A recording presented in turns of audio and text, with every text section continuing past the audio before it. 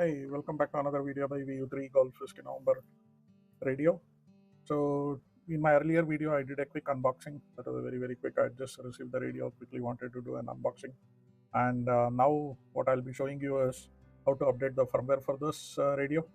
I have the mini Kong here. You might have seen this in the previous video, right?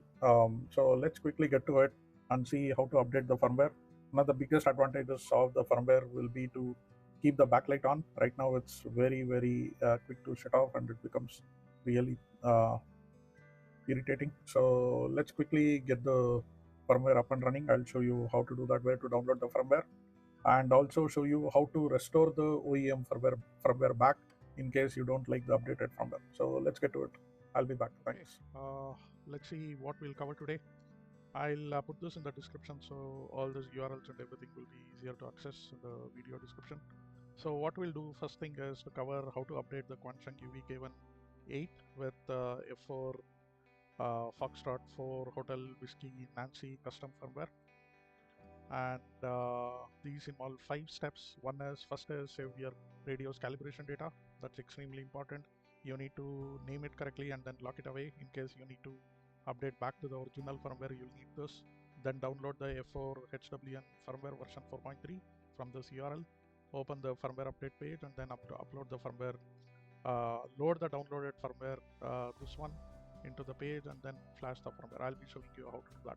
Once that is done, do a reset. Do a full reset just to remove any unwanted items so that your radio is clean with the new firmware, and then you can use chip to load your settings, including repeater, stations, everything, right? And then once that is done, we'll look at how to load back the original firmware. Before you do that, I'll repeat it again. Here you will need the original calibration data, otherwise you might run into unexpected issues with the original firmware. So I'll show you how to restore the saved original firmware from here, and then download the OEM firmware and set up the Quansheng portable radio CPS tool. You can upload the original firmware only with this tool.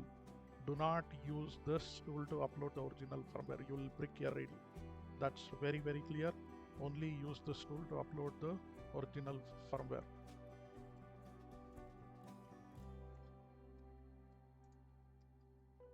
Any other tool will brick your radio. Okay, I think that's enough warning. Let me also put that in bold. Yeah, use the above tool only to restore the original firmware. You cannot use this tool to add custom firmware, and you cannot use the software for the customer or the tool for the customer for custom firmware to load the original firmware. So both the softwares to load the firmware are mutually exclusive. Do not interchange or you'll end up breaking your device. Okay, that's my warning and disclaimer. Let us see how do we get the firmware. We are at this page. This is the page I was talking about it here. Custom firmware releases stack 4.3. So let's go to that page. I'll copy the link, the same URL, tag 4.3, Foxtrot 4 Hotel Whiskey November, version 4.3. This is the firmware. And here you need to download the Fusion edition for UVK1. You don't have, if you have a UVK5, you need to download this, but I'm not covering this. But I believe the firmware update should work for even this, but I'm not covering this. Please do research. If you have this radio, I'm covering only for UVK1 because I have tested this. There are two separate builds, one for UVK1 and one for UVK5 version 3, which directly, blah blah blah. So, and this firmware update tool works only with Chrome, Chromium, and Edge desktop versions. If you open up this tool, it very clearly says Chrome, Edge, and Opera. Almost all of this uses the Chromium engine, so I think it should be okay.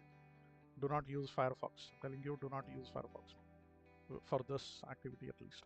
Now, so where do you download this firmware? You download both of them. For K1 Fusion version 4.3, this file and this file, I've already downloaded that here. This file and this file. What is the PY file for? That is for your chip module for custom firmware. Chirp module, sorry, not chip module, chirp module, right? So you will need that. I'm not covering that right away. Maybe in the next video I'll cover that chirp how to load data into your radio using chirp. I'll cover that in the next video, not in this, but you download it anyway. We'll use that later, right? So now let me connect the radio. You need to connect the USB cable.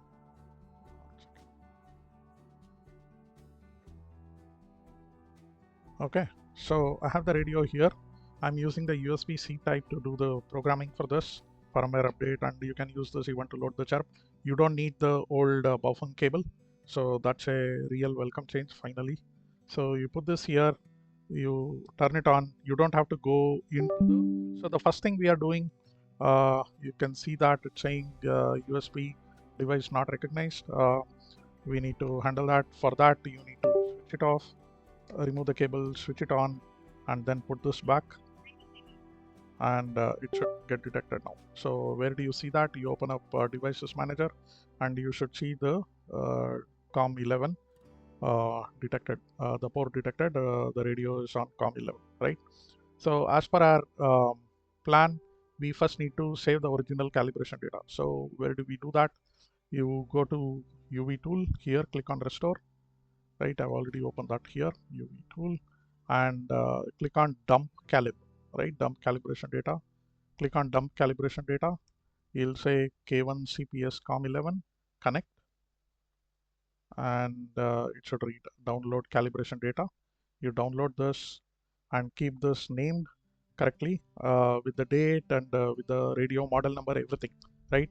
This is your only way that you can load back your custom OEM firmware, right? So okay, now that we have that, I've already downloaded mine. I'll show you mine here. I've named it as K1 calibration data, uh, today's date, -OG original, right? Now that we have that ready, the next one is we need to yeah, download the firmware. I've already done that. From here, you can go here and download this one bin. I already have that here. And then the next step is open the firmware update page. We have that here. Flash firmware, choose the file. So I'll be selecting the file, D:/Quansheng radio, yeah. K1 firmware, custom, and this is the right. And before we do that, you'll have to put the radio in firmware update mode. How do you do that? You need to press and hold this and then switch it on. The LED should light up on top and the screen will be blank. Now connect back the cable. Yeah, and then check your device manager. You should still see this. Now there will be a change here when you choose the file.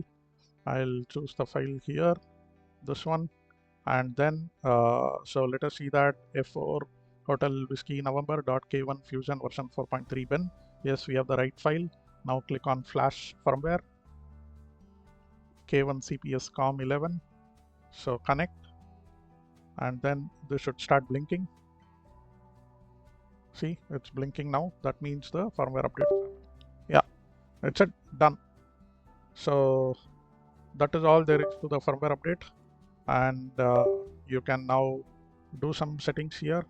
For example, you can go to menu and then go up, and first thing what I usually do is I don't like that inverted screen on. Switch it off. Get back to the normal screen. This is the custom firmware. I don't know if you can see that here. Yeah, there you go. This is the custom firmware. Okay, what's next on the agenda? Do a full reset. Go to menu, and then yeah, for the full reset, I don't think you will get an option here. I think you need to open up the custom mode. So press and hold the first key and then the PTT, and then power it on. It should say release all keys. Then when you go to menu, you see that it's increased to 74 menu options. So come down, reset, press menu, VFO, all, right? Reset all. Are you sure? Yes. That's it. It's reset everything. Now you can use chirp to load your configuration. I'll make a video on how to load the chirp configuration a little later. Now that we have this, unlock keyboard. Yeah, there you go. I'll just reverse the screen back into bright. I don't like the black background, so that's it. Yeah. Okay, so this is the new firmware updated. Now let's look at how do we load back the old firmware. Let me come back. Thanks.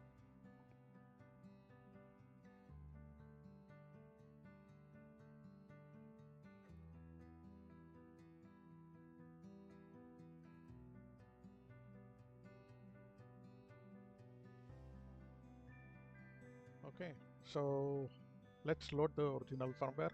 And how do we do that? First thing is we need to restore the saved original calibration data. So let it be in the custom firmware. I still have the custom firmware here.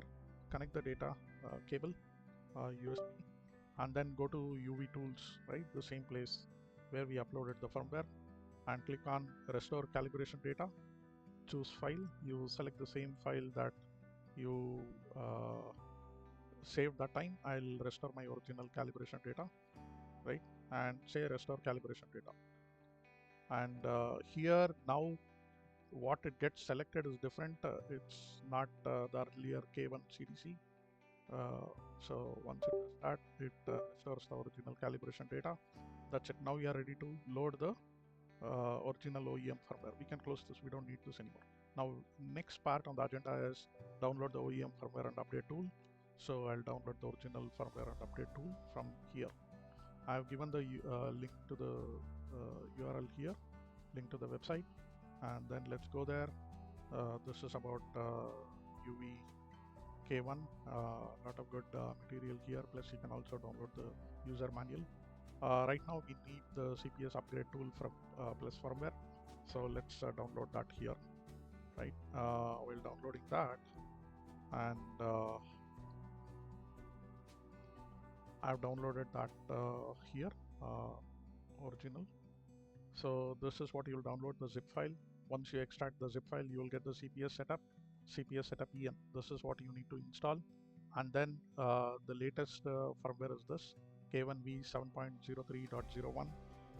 You can check it on your menu options right now. If you have the original firmware, you should see this version, right? I've set it up, and it's here, QS portable radio.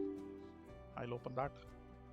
We have already restored the original calibration data, so do not reset the phone now, but put this phone in firmware update mode, which is holding the PTT and switching it on, right? Now connect back the cable, and once you connect back the cable in device manager, you should see the port. Let's refresh this, and yeah, this is it. Now here in the CPS software, go to device, update program. In the update program, click on file select. You should see the one loaded here, radio K1 firmware original. You should see 7.7.3.01, right? Select this and then update. Now select COM port. Wait, 1 second. Select COM port. Why not? Yeah, you need to select the COM port here. My bad. Yeah, read in. Just no, it can't read. That's fine. It can't read because this has got the custom firmware, not the original one. So update program. We have selected that here. Just select it once again, just so that we are clear. 7.03. The other one is 7.02. So we'll select 7.03. Now say update, and it should go through pretty quickly. That's it. And you can see that the original firmware is back with your original calibration data. So that's about it. How to update the original firmware and the custom firmware, and switch back and forth however you want it. Thank you for watching this video. Have a great day. 73.